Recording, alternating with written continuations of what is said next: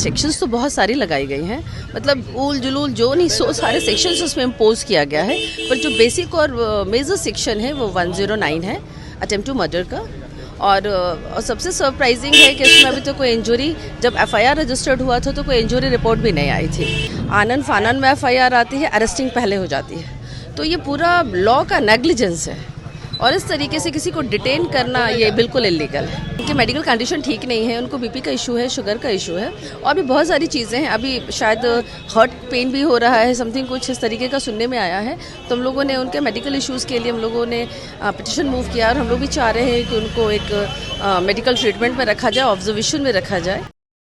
Actually देखिए, 23 का हम लोग बेल फाइल कर रहे हैं और देखिए सेक्शंस तो बहुत सारी लगाई गई हैं, मतलब ऊल जुलूल जो नहीं सो सारे सेक्शंस उसमें इम्पोज किया गया है। पर जो बेसिक और मेजर सेक्शन है वो 109 है, अटेम्प्ट टू मर्डर का।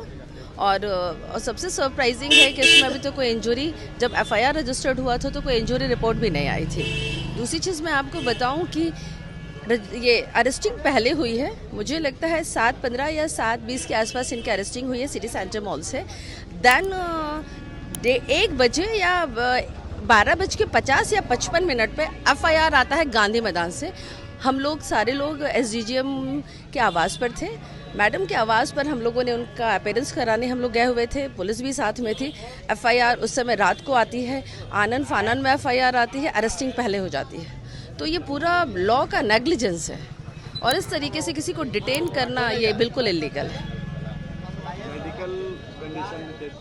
जी, उनकी मेडिकल कंडीशन ठीक नहीं है, उनको बीपी का इशू है, शुगर का इशू है और भी बहुत सारी चीज़ें हैं। अभी शायद हार्ट पेन भी हो रहा है, समथिंग कुछ इस तरीके का सुनने में आया है।